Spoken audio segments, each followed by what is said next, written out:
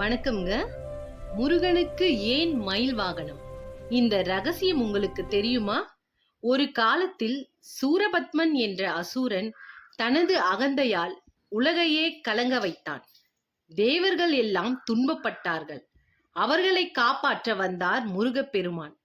போர் ஆரம்பமானது. அது சாதாரண போர் இல்லை, சூர சம்ஹாரம். இறுதியில் முருகன் தனது வேலால் சூரபத்மனை வென்றார். ஆனா இங்கதான் ட்விஸ்ட். அவனை அழிக்கல, அவனுக்கு அருள் செய்தார். சூரபத்மன் 2 வடிவங்களாக மாறினான். ஒன்று மயில், இன்னொன்று சேவல். அதில் மயிலை தனது வாகனமாக ஏற்றுக்கொண்டார் முருகன்.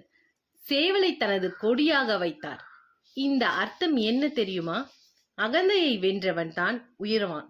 தீய குணங்களை நல்லதாக்க முடியும். அதனால்தான் முருகன் மயில் வாகனன். வேல்முருகன் அருள் அனைவருக்கும் கிடைக்கட்டும்.